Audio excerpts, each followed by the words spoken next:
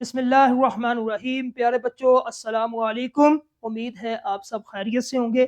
मैं हूं आपका मुअल्लिम मोहम्मद उसामा अनस। आज का हमारा जो है वो बी लिफ्ट 26वां, जिसका तसलसल यकीनन आपने कर लिया है। और आज हमने जो काम करना है, हासिल ताल्लुम है हमारे पास नसर पढ़कर सलीस लिख सकें। ठीक है, तो चलते हैं अपने सबक की तरफ।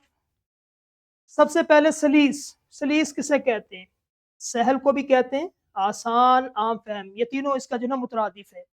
सहल, सहल भी, आसान, आम फहम, ठीक है, इसको हम सलीस कहते हैं। अब इसका मकसद क्या है? मकसद इसका ये है सलीस करने का कि हम मुश्किल और नए अल्फाज को सादा और आम फहम बनाना, यानी कि जो इबारत के अंदर, पैराग्राफ के अंदर मुश्किल अल्फाज हैं या फिर नए अल्फाज जो आपने पहली दफ़ा देखे हैं, सुने हैं या पढ़े हैं, उनको सादा और आम फहम आपने बनाना। ठीक है, तो सलीस का ये मकसद होता है।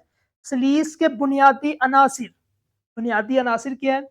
सबसे पहले ये क्या है कि आपने हवाला मतन, ये आपने देना होता है। हवाला मतन के अंदर इस सबक का उन्वान आ जाता है, मुसन्निफ कौन है इसका, ये चीज़ें आती है इसमें। ठीक है, तो सियाको सबाक, सियाको सबाक उस नसर से पहले क्या बयान किया और उस नसर के बाद में क्या बयान हुआ है। ठीक है, ये इसका सियाको सबाक होगा।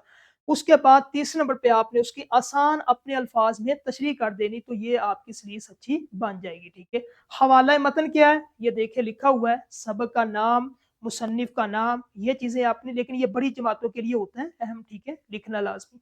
सियाको सबाक क्या? सियाको सबाक जिस तरह ये सामने स्क्रीन पे आप लड़ी देख रहे हैं, ये जो सामने है इसका ये सियाक बनेगा और ये सबाक बन जाएगा। ठीक है, यानी कि आपस में रब्त, ताल्लुक, इख्तिसार के साथ ये बताना कि दरअसल इस सबक में क्या हुआ। ठीक है, तो सलीस करने का ये तरीका है। सबसे पहले आपके पास जो है आसान अल्फाज हों, सियाको सबाक, हवाला, इंतखाब, ये सारी चीज़ें। ठीक है, तो पहला कदम इक्तिबास और नए अल्फाज, किसी ऐसे इक्तिबास का इंतखाब करना जिसमें नए और ख़ास अल्फाज शामिल हो। तो दूसरा और तीसरा कदम क्या होता है? बुनियाद फराहम करना है, यानी कि हवाला मतन लिखना है और मुख्तसर इसके अंदर सियाको सबाक को शामिल करना। ठीक है, और आखिर में आपने मुश्किल से आसान की तरफ, जिस तरह ये मुश्किल अल्फाज है, फिर हमने सामने उसके बिल्कुल आसान अल्फाज लिख दिए, ये आपने काम करना है। ठीक है, तो ये सामने फार्मूला है खुलासे का, बेहतरीन सीरीज का।